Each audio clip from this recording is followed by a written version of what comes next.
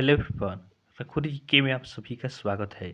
आज हम लोग बिहार डीएलएड इंट्रेंस एग्जाम 2023 से संबंधित एक इम्पोर्टेंट टॉपिक संज्ञा अर्थात नाउन, इसका हम कॉन्सेप्ट और इसके साथ साथ हम इसका प्रैक्टिस भी करने वाले हैं। तो आप वीडियो को लास्ट तक देखें और वीडियो पसंद है तो चैनल को सब्सक्राइब जरूर करें।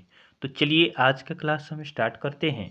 ध्यान देंगे, यहाँ पे है संज्ञा। संज्ञा किसे कहते हैं? तो संज्ञा अर्थात नाउन। तो किसी वस्तु, स्थान, व्यक्ति या भाव के नाम को क्या कहा जाता है? संज्ञा कहा जाता है। बात इसका अगर हम इंग्लिश में करें कि नाउन क्या होता है, तो सिंपली हम बात करें तो noun is a naming word. किसी भी नाम को क्या कहते हैं? हम नाउन कहते हैं। जैसे एग्जाम्पल में है यहाँ पे श्याम हो गया, पुस्तक हो गया, लज्जा हो गया, सोना हो गया इत्यादि। ये सभी क्या है? ये सभी संज्ञा के एग्जाम्पल हो गए। तो काफ़ी आपका छोटा सा टॉपिक है, इससे भी एक क्वेश्चन जरूर आपके एग्जाम में देखने को मिलते हैं। ध्यान देंगे, संज्ञा के भेद को हम देखते हैं। संज्ञा के कितने भेद होते हैं? तो संज्ञा के 5 भेद होते हैं। पहला होता है व्यक्तिवाचक संज्ञा अर्थात प्रॉपर नाउन। दूसरा होता है जातिवाचक संज्ञा अर्थात कॉमन नाउन। तीसरा होता है समूहवाचक संज्ञा अर्थात कॉलेक्टिव नाउन। चौथा होता है द्रव्यवाचक संज्ञा अर्थात मेटेरियल नाउन। और पांचवा आपका होता है भाववाचक संज्ञा अर्थात एब्स्ट्रैक्ट नाउन। तो संज्ञा के ये 5 भेद हो गए। अब एक एक करके हम इन सभी के बारे में पढ़ते हैं। पहला हमारा है व्यक्तिवाचक संज्ञा। तो देखेंगे व्यक्तिवाचक संज्ञा अर्थात प्रॉपर नाउन किसे कहते हैं? तो इससे किसी खास व्यक्ति या वस्तु का बोध होता है। प्रॉपर नाउन क्या होता है? तो प्रॉपर नाउन से किसी पार्टिकुलर आपका पर्सन, प्लेस, एनिमल, थिंग्स का क्या होता है? डिनोट करता है। तो व्यक्तिवाचक संज्ञा इससे किसी खास व्यक्ति, जैसे किसी खास व्यक्ति, जैसे यहाँ पे व्यक्ति का नाम हम लेते जैसे महात्मा गांधी। महात्मा गांधी कहने का मतलब राष्ट्रपिता महात्मा गांधी। नरेंद्र मोदी अगर हम कहें तो नरेंद्र मोदी एक केवल खास व्यक्ति के बारे में बात हुआ। जैसे किसी खास जगह की बात करें, जैसे पटना हो गया, दिल्ली हो गया, बनारस हो गया। नदी की बात करें तो खास नदी, नदी कहेंगे तो नदी खास नहीं हुआ, लेकिन हम गंगा कहें, यमुना कहें तो ये क्या होगा? खास हो जाएगा। उसी तरह जैसे ताजमहल हो गया, हिमालय भी पर्वत कहें तो पर्वतों में तो सब आ गया, लेकिन खास पर्वत जैसे हिमालय हो गया। तो खास व्यक्ति, वस्तु, स्थान के नाम को क्या कहेंगे? व्यक्तिवाचक संज्ञा। तो व्यक्तिवाचक संज्ञा से आप याद रखेंगे खास व्यक्ति, वस्तु, स्थान। उसके बाद आता है जातिवाचक संज्ञा अर्थात कॉमन नाउन। तो जातिवाचक संज्ञा, यह देखिए यहाँ पे नाम से ही स्पष्ट होता है जाति, यह पूरे जाति का बोध कराएगा। जैसे हम लड़का कहते हैं तो लड़का में पूरे लड़के आ गए, लेकिन केवल एक की बात करें जैसे राम, तो राम केवल कहेंगे तो यह खास हो गया, तो व्यक्तिवाचक संज्ञा। लेकिन लड़का कहेंगे तो पूरे लड़के का बोध हो गया, ये आपका जातिवाचक होगा। जैसे देखेंगे, जिस शब्द से एक जाति के सभी व्यक्तियों, स्थान या वस्तु का बोध हो उसे जातिवाचक संज्ञा कहते हैं। जैसे इसमें क्या है? एक जाति का सभी होना चाहिए। जैसे लड़का हो गया, लड़की हो गई। जैसे गाय हम कहें, कुत्ते कहें, देश कहें, देश कहेंगे तो देश के अंदर पूरा देश आ गया। तो अगर हम बात करते उसी में इंडिया, तो इंडिया कहेंगे तो एक खास कंट्री के बारे में बात हुआ, जैसे हमारे देश इंडिया के बारे में। तो इंडिया कहेंगे तो ये आपका हो जाएगा प्रॉपर नाउन अर्थात व्यक्तिवाचक संज्ञा। लेकिन देश कहे तो देश के तो अंदर पूरा देश आ जाएगा, तो ये आपका एक जाति बताया, तो ये आपका जातिवाचक संज्ञा हो जाएगा। जैसे एग्जाम्पल में यहाँ पे गाय दिया है, तो गाय मतलब पूरा गाय हो गया, गायों का पूरा समूह हो गया। किसी गाय का यहाँ पे तो खास नाम नहीं है। उसके बाद पहाड़ कहे तो पहाड़ के अंदर भी पूरा पहाड़ आ गया, तो ये क्या हुआ? जातिवाचक संज्ञा। नदी कहते हैं तो नदी में पूरी नदियाँ आ गई, तो ये भी क्या होगा? जातिवाचक। घोड़ा कहें तो घोड़ा में पूरा आपका घोड़ा आ गया। वहीं अगर इसमें किसी का खास नाम हम रख देंगे तो वह क्या हो जाएगा? आपका व्यक्तिवाचक हो जाएगा। तो खास होगा तो व्यक्तिवाचक, और पूरे जाति का बोध होगा उस समूह के, तो उसको क्या कहेंगे? जातिवाचक संज्ञा कहेंगे। इसके बाद हमारा थर्ड आता है समूहवाचक संज्ञा।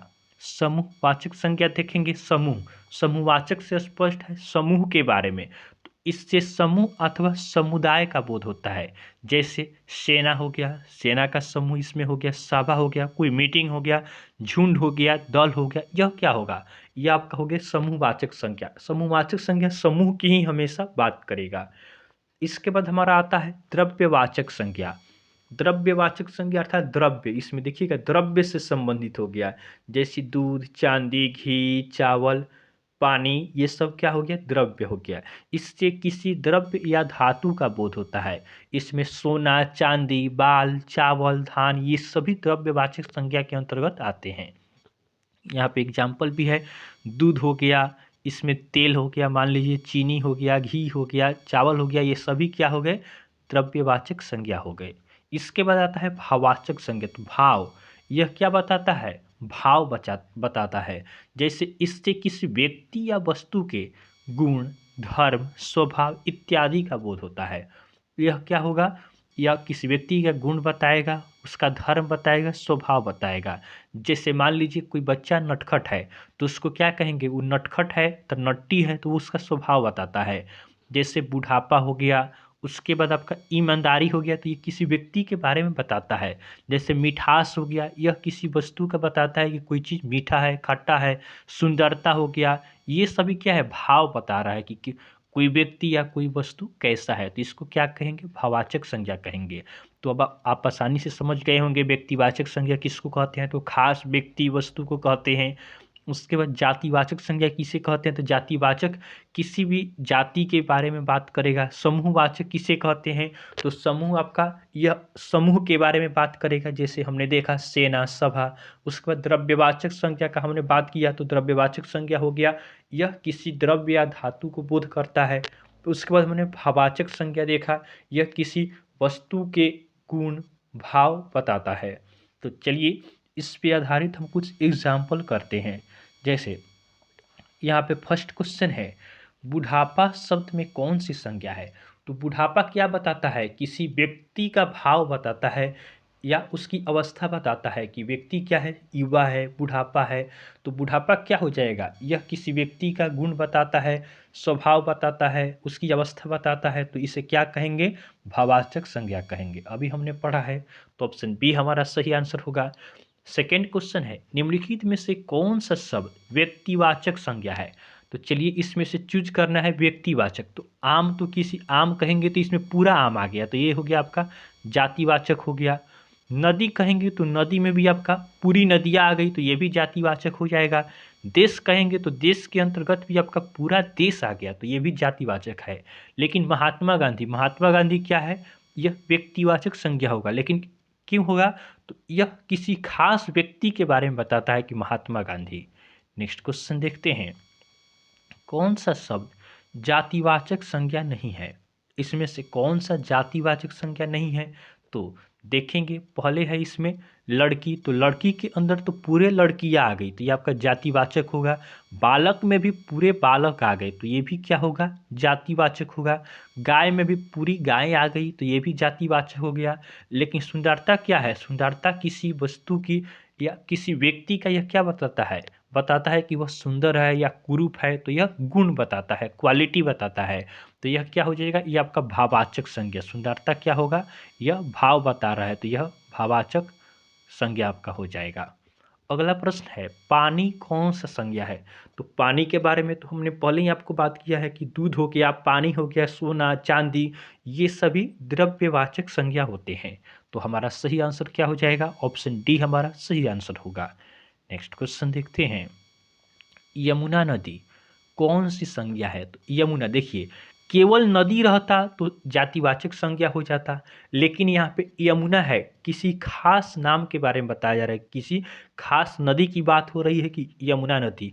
तो खास व्यक्ति, वस्तु व स्थान के बारे में बात होगा, तो उसे क्या कहेंगे, व्यक्तिवाचक संज्ञा कहेंगे। तो ऑप्शन ए हमारा सही आंसर होगा।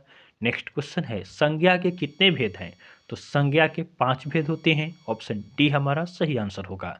नेक्स्ट क्वेश्चन है, अगला प्रश्न है, निम्नलिखित में द्रव्यवाचक संज्ञा कौन सा है। इसमें भी हमें द्रव्यवाचक संज्ञा बताना है।